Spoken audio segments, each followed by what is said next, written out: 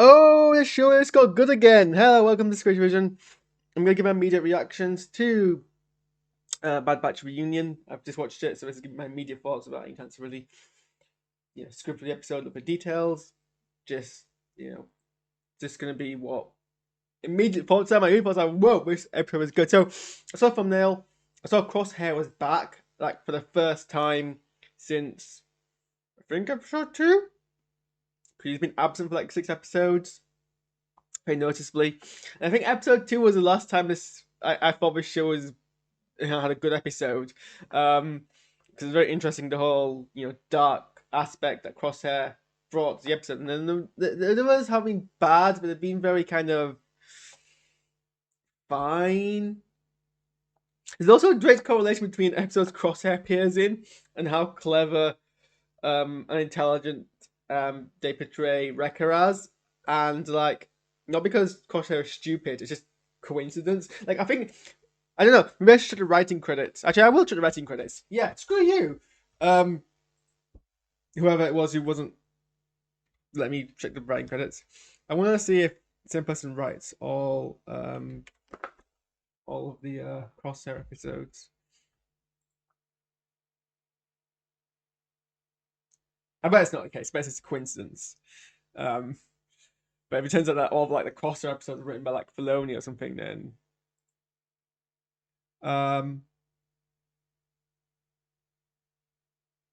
no, pure coincidence. This episode that was written by Christian Taylor, who hasn't written episodes since Corners, which is what Finnick Shan appeared in. Which actually was a pretty decent episode, to be honest. Yeah, no, this was good. So you open up a Camino for the first time in like a while. Of course, that's given a mission to go hunt down the Bad Batch. He takes like a whole bunch of soldiers to go and do this. Whilst Kaminoans discuss sending more bounty hunters to go get Omega, which kind of implies and reveals very strongly that Fennec was sent by the Kaminoans, which we kind of already kind of knew. And like from that point onwards, I couldn't predict the episode, like the details. Like there was very few moments that I actually knew what was going to happen. Even the moment I knew it was going to happen, still was done quite clever, which was when Hunter told Tech to hack into their comms, and then they used that to deliberately mislead them. And it's like, well, obviously that's going to happen because you're doing something which you've done before. But even that, about being big credit's due. If you're not familiar with that trope, it's quite clever. So I was like fine with it. I was like, I knew it was gonna happen, but I put that more up to my experience rather than the episodes playing all things. But there was a lot to like about this episode, especially the second like Crosshair arrived. Firstly, like Wrecker was portrayed more intelligently, which I always like because you know how much I hate that trope where those strong characters are mentally disabled, and that's played for laughs. I hate that. So I was glad that we actually saw him teaching Omega how to disassemble a bomb because that implies intelligence. Then as they were walking away and they spotted people and how he was acting cool, intelligent, and rational about it, patient, and that was great to see. And then obviously getting Crosshair lands, and then at that point I had no idea what's going on because Crosshair's a sniper, so snipers is something you can't really feel safe around because they can attack from a distance, and suddenly you're not expecting it. That's the whole point of snipers. So it's quite an intimidating threat, and someone who actually knows Bad Batch. And this episode did not fail to represent the threat that like he was one step ahead of them the entire time, and this is one member of the Bad Batch against the other members of the Bad Batch, so that was great. And like the Mexican standoff scene, usually those annoy me. Didn't in this case because it made sense that they wouldn't initially want to fire on each other. Like it makes sense there'd be some degree of hesitation for people to fire because there's enough different parties.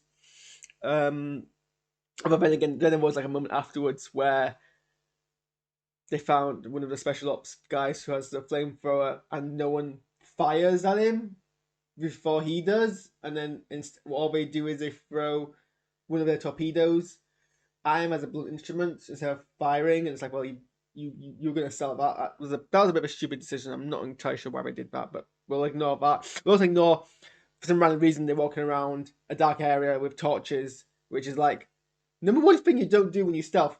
I was in the cadets, so I've had stealth training. Obviously not like high-end military grade stealth training. But it's a watered down version of, it's supposedly a watered down version of what they teach the military for how to, conceal all movement when you're walking around in the dark. And one thing you don't do is you don't shine a white torch, because that gives you a position like that. So no one's found them very, very easily. Like, also, these guys have helmets which presumably have night vision, right? I mean, if they don't have night vision in, why is that not standard to have in? So why we walk around with torches on, that made absolutely no sense.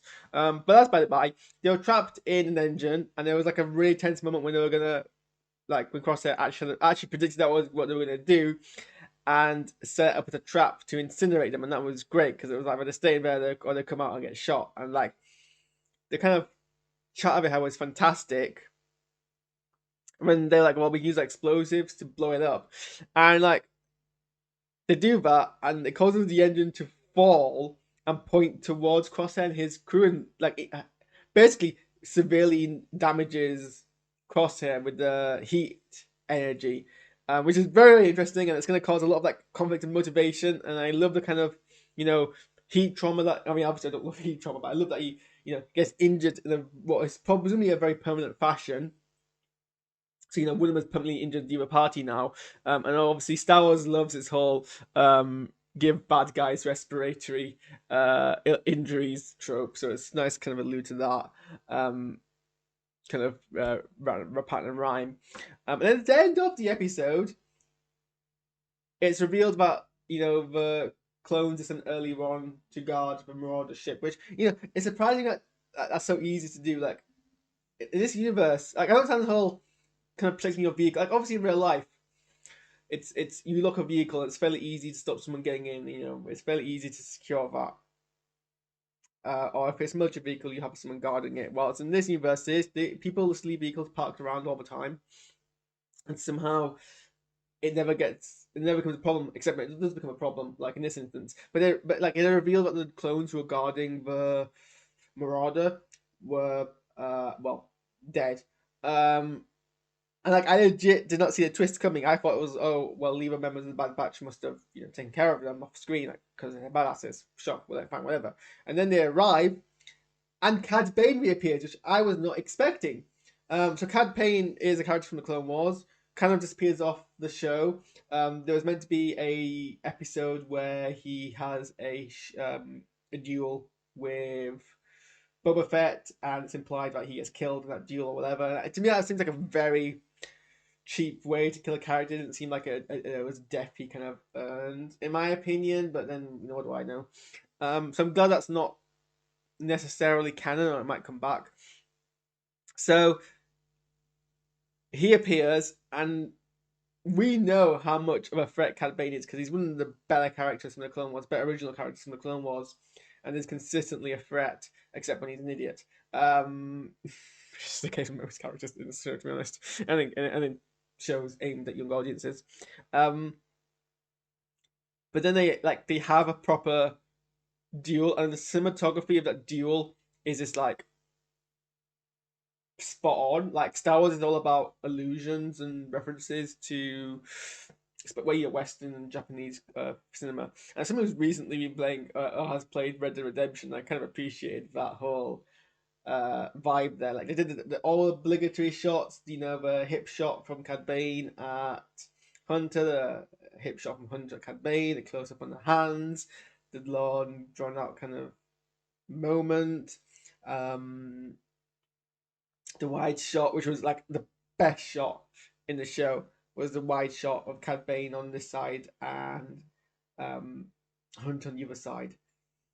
That was great. And then, like, I didn't know how they were gonna go about it, and they executed that bit fantastically. Like, Cad Bane shoots Hunter down, and hits him in the chest and pretty much knocks him out. I legit thought Hunter was actually dead. I thought they'd actually gone all the way, because you've already broke expectations by have Crosshair be made the antagonist of the series, despite being one of the supposedly main characters of the show. Protagonist of the show. Now he's an antagonist. So I legit thought, wow, have they just killed Hunter? Because that would have been bold. But it didn't. But they got me thinking it would, and I think that's impressive in itself. and then Bane stuns Omega, takes him away. Um, and then we get a point of view shot from Hunter, which is fantastic. I don't think I've seen an animated Star Wars yet, where we see his view from his helmet, which is more gives a wider, a much bigger view of the surroundings, and it kind of reveals what the clone scene is actually kind of a fairly standard view, as he's breathing deeply from his injury, so it doesn't downplay how bad his injury is, and we got one shot lasts for quite a while, and you get a sense of panic, you get a sense of loss. Star Wars, when it does loss great, as in grief and losing, not the meme. I don't think that's how it goes, but whatever. Yeah, and then it kind of ends on quite a downer cliffhanger. And that's not where I thought the episode would go, but yeah, that was a great episode. And I'm impressed. And glad, and I hope this isn't a one-off or a far few between. I hope we actually continue this momentum, because, to be honest, a lot of the past episodes have been very not bad, but I'm not impressed. But this one was like good. And I don't think it's a coincidence that I expected it to be. I expected it to be good. Well, when you expect an episode to be good, you're more likely to be let down. I expected the episode to be good because Crosshair was in it, and it was actually good, and it fit expectations. That's an achievement. I'm glad it did that. I want to, yeah, and like visually, it looked great. The action pieces were decent. Everyone seemed competent, and when your protagonists and antagonists both seem competent, and no one's being an idiot to create tension, that's good conflict. So the fact that people were actually not being idiots was always is great.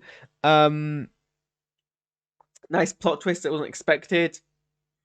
Can't I can't fault the episode and a half, but apart from those faults, spot on. So yeah, I'm gonna end on that high. I'm also gonna watch the Picard trailer because I haven't yet season 2 one, so I need to create a live stream for that and broadcast it very soon. So keep an eye on the channel, refresh in a couple of minutes time, and that hopefully should be up, and we will give that a go. So, yawn. Not a commentary episode, and I'll see you again. Not a commentary episode. We'll see you in a few minutes.